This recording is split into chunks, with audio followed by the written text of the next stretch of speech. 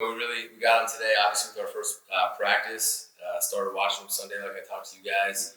Right after we closed it up, Walpell's doing a good job. I think this is his third year here, and you can see the guys he's bringing in, the young players he's bringing in. He's got some really good athletes. He's got a lot of, offensively, he brought in the transfer quarterback. The kid's a really solid player, tough. He took some big hits against Pitt, but he did a good job, hung in there. Made plays at running backs, number 7, number 8, the one transfer from Rutgers. They have good size. They're big backs.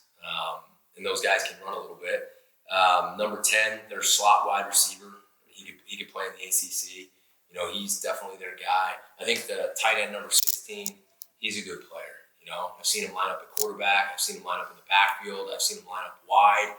So he's done a nice job. He's got some good players. And then he's young on the O-line. And you can see they're talented. I think he's got 3 or 4 freshmen that played for him a lot last week.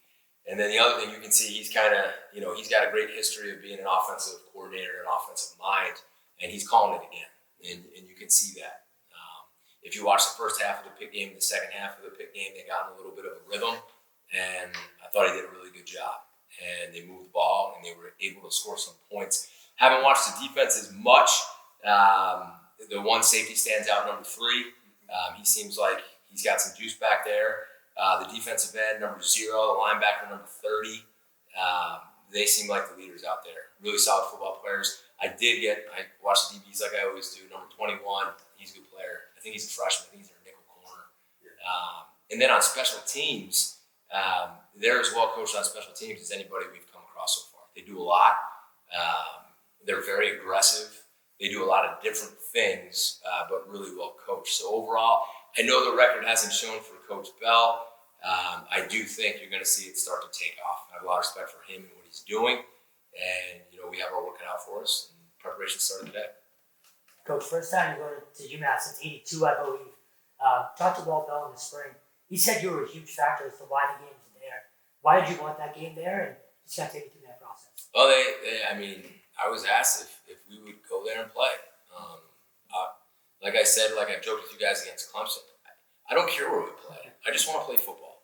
And if that means we go to UMass, then let's go to UMass. And if it means we have to go somewhere 4 years in a row, let's just go play football. And I tell the guys all the time, who cares? We're lucky. We get to go out and play, and don't worry about where it is, right? We get a certain amount of home games every year. We get a certain amount of away games.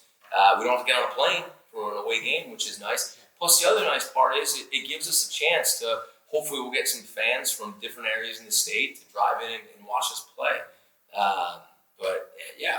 Whoever wants to play, we'll play wherever they want. We just got to go. Is the in-state factor kind of playing into that at all? Just kind of a state pride thing too? No, I haven't really hit on that too much.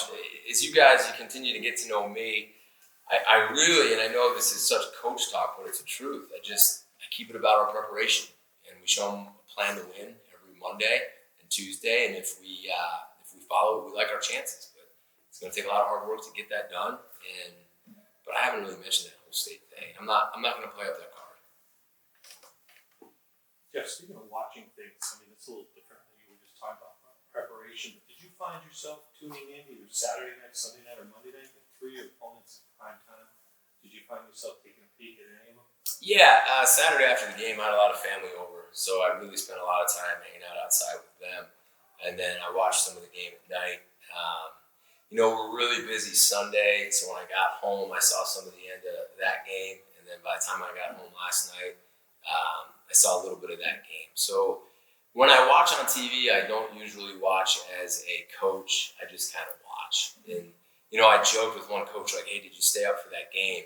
And I said, no, I went to bed because I knew I had to get up early. And I know I'll watch about 100 times when we have to play them. So I'll see that film over and over and over when I get a chance. But usually Saturday nights after the game, I look forward to watching other teams. And what I'll do is I usually find out where my friends are coaching, and I'll root for those guys. And the same thing on Sundays. When you guys are coming off a 51-0 win, they're coming off a 51-7 loss. It's a kind of unique scenario. I'm sure you don't have to motivate them anymore because they're already motivated. But do you talk about that at all? Just staying fresh, staying focused, or is it implied that it's going to happen? It needs to happen. My biggest message today was we need to be way more detailed. And it's week 2. So here's what you find as a coach and a player. We talk about the process of doing everything we can every single day as hard as we can, and we can live with whatever happens if we do first week, game week, right? So what did we do? What did I do as a coach on Tuesday and Wednesday that I could have done better, right? You have to build your routine, and the players need to build their routine, right? How did they feel in the game? Did Zay Flowers feel fresh all 4 quarters or all 3 quarters? And if he didn't, why? What could he do different Tuesday and Wednesday? Did he feel sharp mentally? What could he do differently Wednesday, Thursday, Friday? So to me, it's all early on in the season. It's about building your routine so it just becomes a habit, and we just got to fine tune that. So no, we have a lot of work to do. We won 51-0. We played well enough to win 51-0. We have to play way better if we're going to win Saturday. I guess the next question is, how has your routine changed this week? Mine personally, just more organized. Like, I woke up this morning and there was stuff I did last week that, maybe I switched when I did it. I was more prepared for my team meeting. I knew exactly what I wanted to do. I wanted to watch more third down myself after the team meeting. So I kind of took notes and focused on how my time management could get better. And we tightened up everything as a staff a little bit so guys could get out and sleep a little bit longer at night.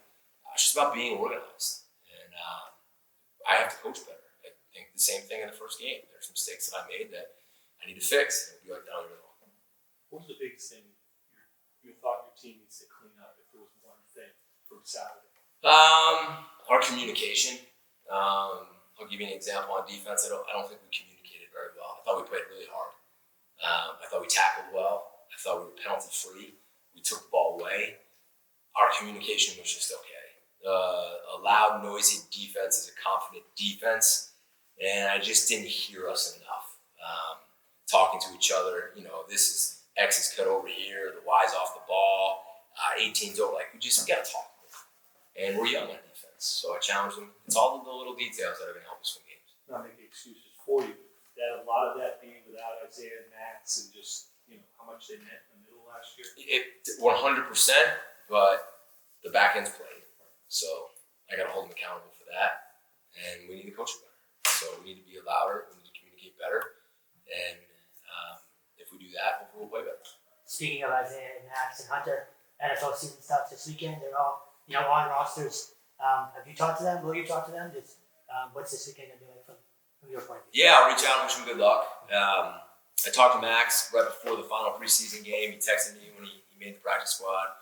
Isaiah and his dad texted me when he found out he made the team. I actually talked to a few coaches there the night before, so I was really happy for him. And I got to reach out to Hunter. But I hope all those guys do well. They're awesome players. I wish all 3 were back because they were so much fun to have around. But I wish him luck and really bright futures. Just comment on John and he's kind of like your ball hawk. He's the ball hawk. That was a nice play, right? Yeah. And you know what the cool part was too? I asked him, you see when he caught it and he kind of looked up in the stands? I was like, I didn't catch that. yeah, I was like, what are you doing, man? You got someone up there you want to, and it was his family was up there, right there where he intercepted it, which is a cool moment for him. I told you him and Woodby would split time, and they did. And I thought they both played really well. Woodby was really physical in the run game. He was really strong, getting off blocks, tackling. And I thought John Mendich did a really nice job in the pass game. Lined up well, kind of was a leader back there for us. And it was cool to see him and Palmer. The two vet safeties making 2 really big picks in the game. But didn't he give you that against Duke last year too?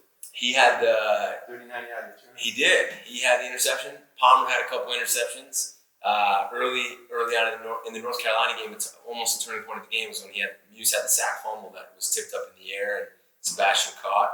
So yeah, those guys have been around the ball, and we're gonna need them. And that's what I said to you. I joked with the oars on the depth chart, but we played either or, right? And we'll continue to do that because then we can play faster too, right? It's not a guy out there for 70, 80 plays. So I was proud of those guys. I thought they both played really well.